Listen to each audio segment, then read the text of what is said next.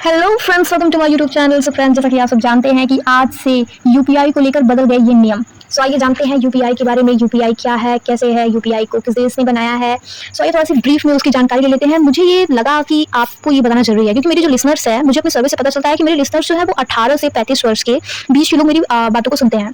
तो मैंने सोचा कि मैं उन लोगों के लिए, आजकल देखिए यूपीआई सिस्टम तो सबने मतलब एकदम यूपीआई में चला रहे हैं, सबके यूज की काम है। तो मैं आज सोचा कि मैं बता दूं कि क्या चेंजेस आए हैं यूपीआई में, जो कि आप लोगों के प्रयोग का हो, जिनको ना पता उनको पता हो जाए। तो आइए मैं यूपीआई के बारे में कुछ बताती हूँ और साथ ही साथ उसके चेंजेस को भी बताऊंगी। पहले बता दूं कि यूपीआई क्या है, यूपीआई का प्रयोग अभी कहाँ कहाँ होता है। तो आइए देखते हैं।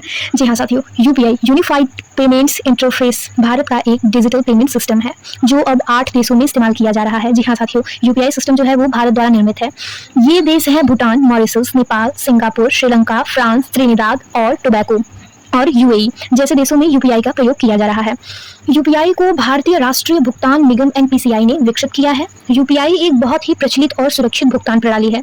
लोग इसका प्रयोग करने से बहुत ही अपने आप को सुरक्षित महसूस करते हैं, जो भारत में तेजी से लोकप्रिय हो रही है। इसका उपयोग एक बैंक खाते से दूसरे बैंक खाते में पैसे भेजने और प्राप्त करने के लिए किया जाता है। जी हाँ, अब आपके मन में ये सवाल तो आ ही रहा होगा कि इसका प्रयोग अभी कितने लोग कर रहे हैं। तो भारत में जहाँ हम बात करते हैं तो 350 मिलियन से अधिक लोग यूपीआई सिस्टम का प्रयोग करते हैं अपने लेन देन के लिए। और वहीं अगर हम विदेशों में बात करें तो विदेशों में वर्तमान समय में 39.1 करोड़ व्यक्ति और 6.5 करोड़ व्यापारी यूपीआई सिस्टम का प्रयोग अपने ट्रेडिंग में कर रहे हैं।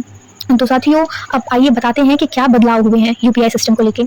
अब आप एक दिन में किसी एक यूपीआई रूप से 50 से ज़्यादा बार अपना बैंक बैलेंस चेक नहीं कर पाएंगे।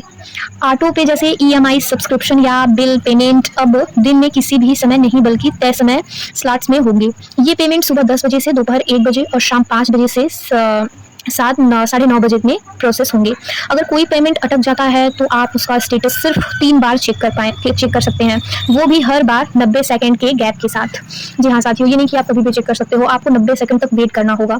ये बदलाव यूपीआई सिस्टम को और अधिक सुरक्षित, कुशल और स्थिर बनाने के लिए किए गए हैं। इन बदलाव से यूपीआई का उपयोग करने वाले यूजर्स को कुछ असुविधा हो सकती है, लेकिन इससे सिस्टम पर लोड कम होगा और ट्रांजैक्शन का अनुभव बेहतर होगा। आपके काम जल्दी होंगे। So friends, bye bye, love you all. अगर आपको मेरी जानकारी अच्छी लगी हो तो मुझे थम्स अप जरूर देके जाइएगा। Bye bye, take care.